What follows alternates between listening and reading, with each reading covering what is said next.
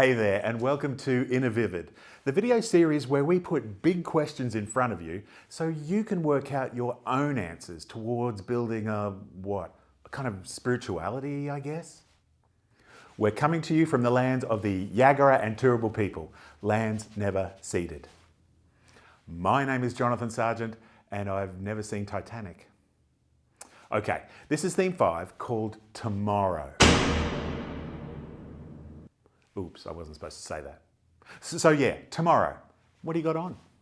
I got to get the vacuuming done, but maybe that's not what this is all about.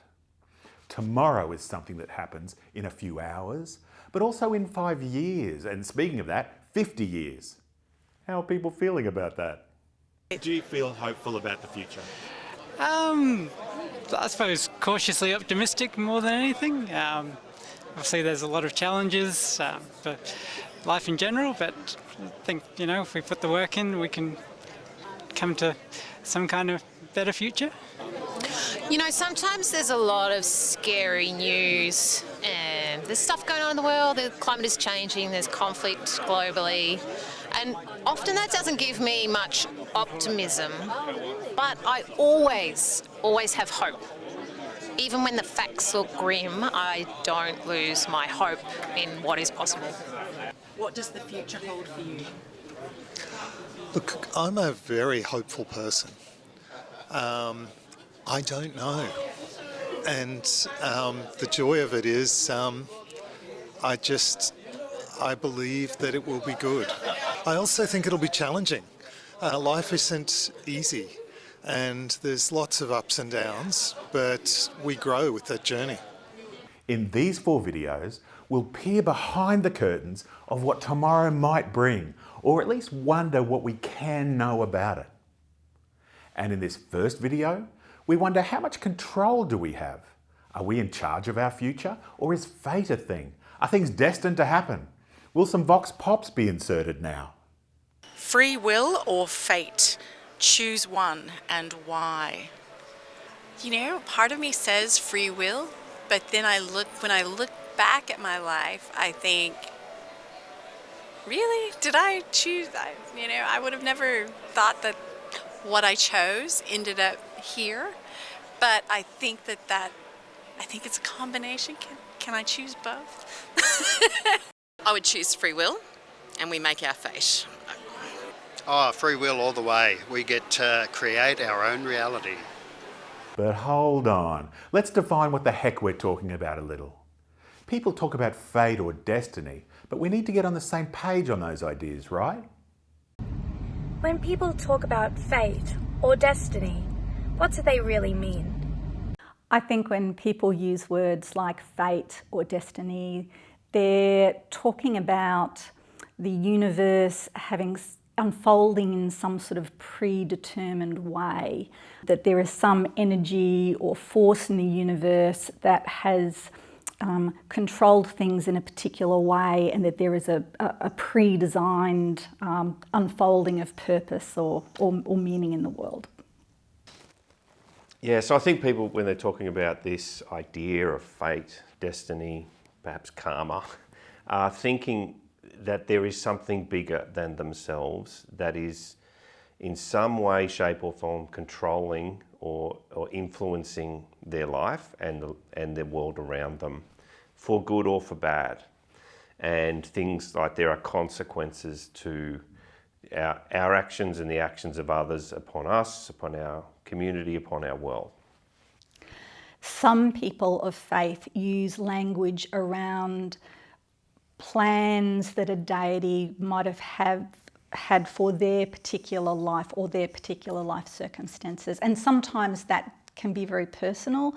So sometimes people might phrase that in terms of a plan that is in place for them to marry a particular person, or a plan to be put in place for a particular job for them to have. So sometimes you hear that sort of language in some faith communities. So this is common throughout varying religions, throughout non-belief as well, and within Christian belief, which is where I come from, there is this idea that God is in some way in control. there's different ways of understanding what level of control God has on our lives. For example, do we pray for that car park? And if we get the car park, was that because we prayed? And is God somehow influencing the timing of us arriving at that car park in just the right moment to get it? And is it because we prayed or not? Or is that just something that's far too trivial that God's not interested in? Those questions are actually quite interesting to delve into. I mean, I think the person, when they speak about fate or destiny, will have their own understanding of what that means. I think it suggests that they would have an understanding that something was preordained by something or someone, that it was a person's fate to be in that car when it came off the road, or that it was their destiny to become Taylor Swift. I think it gives us comfort to believe that everything's not completely random. Because if it's completely random, we've got no control over it. So I think fate or destiny are our attempts to impose some kind of order on the universe and to suggest that things are predictable. Even the idea that, you know, the whole universe is bending towards the good. Yeah, I think to think otherwise is pretty terrifying. It's like standing on the edge of the abyss and looking in, and no one wants to do that. So we have a whole lot of coping mechanisms to deal with the horror, and the idea of fate or destiny is certainly a really good coping mechanism. I think that because we all have imaginations, we love to think about what might be happening down the track. I think that's one reason, but I think the other reason could be that people are sometimes fearful of the future, and they feel if they know what's coming up, they'll be ready for it. But goodness me, how could we ever be ready for some of the things that happen in life? And isn't it better that we just encounter them when we do? And then as an addition to that, there's probably this sense where we wonder whether our life is actually in somebody else's hands, whether we have complete agency or whether we're destined for some outcome of some kind. I think people wonder about that. I think that we have agency. When people talk about fate and destiny, I think they're talking about the idea that there's some sort of plan for their life. And I have to say I spent a lot of my life trying to get people not to think that way. Fate is usually some sort of force, either internal or external, that you could say drives us in certain directions or towards certain outcomes that are beyond our control. And the ancient Greeks, for instance, usually talked about fate in connection with the ultimately unknowable whims of the gods. The gods determine various things about human life or about events in the world that are ultimately beyond knowing and beyond control. In kind of modern forms of thinking, fate is sometimes associated with more kind of internal factors.